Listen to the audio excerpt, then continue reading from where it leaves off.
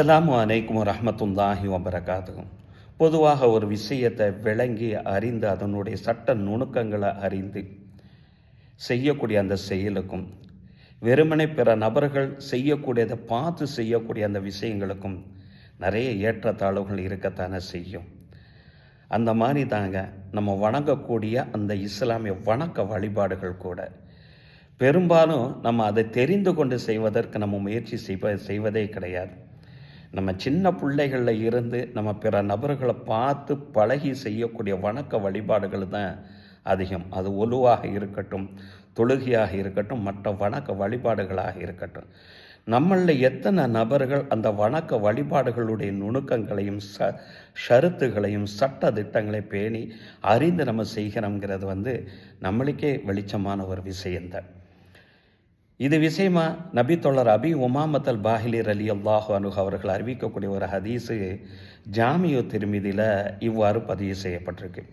துக்கர் அலி ரசூலில்லாஹி ஸல்லல்லாஹு அலைஹி வஸல்லம் ரஜுலானி, 2 நபர்களை பற்றி நபி ஸல்லல்லாஹு அலைஹி வஸல்லம் அவர்கள்ட்ட பேசப்படுது. அதில் ஒரு நபர் ஆபித், அதாவது வெறுமனே மற்ற நபர்களை பார்த்து வணக்க வழிபாடு செய்யக்கூடிய ஒரு வணக்கசாலி, அதாவது நம்மளை போல. 2வது ஆனிம், ஒரு தொழுகன்னா என்ன, மற்ற இபாதத்துனா என்ன, அதனுடைய சட்ட திட்டங்கள், நுணுக்கங்கள், வாஜிபுகள், சுன்னத்துகள், அது செய்யக்கூடிய அந்த செய்முறைகள் அனைத்தையும் செய்து கொண்டு செய்யக்கூடிய ஒரு அறிஞர். இவர்களை பற்றி கேட்கப்படக்கூடிய நேரத்தில் நபிகள் நாயகம் ஸல்லல்லாஹு அலைஹி வஸல்லம் அதுக்குண்டான பதில் சொல்கிறாங்க. ஒரு ஆபீதுக்கும் ஒரு ஆனிமுக்கும் மத்தியில் இருக்கக்கூடிய அந்த வித்தியாசம் என்ன சொன்னால், எனக்கும் உங்களோட தாழ்நிலையில் இருக்கக்கூடிய ஒரு நபர்களுக்கும் மத்தியில் இருக்கக்கூடிய அந்த வித்தியாசத்தை போல என்று சொல்லிவிட்டு ஒரு செயலை அறிந்து செய்யக்கூடிய அந்த அறிஞருக்கு இருக்கக்கூடிய அந்த சிறப்பு நபி ஸல்லல்லாஹு அலைஹி வஸல்லம் இவ்வாறு சொல்கிறாங்க. இன்னல்லாஹ வ மலாயிகத்தஹு வ அஹ்லு ஸமாவாதி வ அஹ்லுல் அர்தி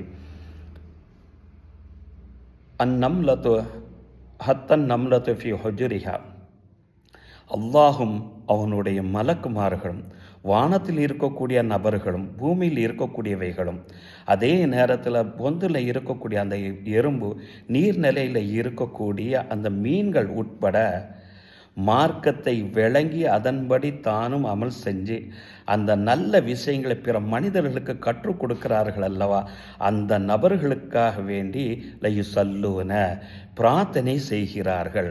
அல்லாஹு தாலா அந்த மனிதனுக்காக வேண்டி கருணை காட்டுகிறான், அருள் புரிகிறான் என்றார்கள் நபிகள் நாயகம் ஸல்லல்லாஹு அலைஹி வஸல்லம் அவர்கள். ஆக ஒரு விஷயத்தை விளங்கி செஞ்சு அதை மற்ற நபர்களுக்கு சொல்லக்கூடிய தன்னுடைய பலன் எல்லா மனிதரும் நம்மளுக்காண்டி பிரார்த்தனை செய்கிறாங்க.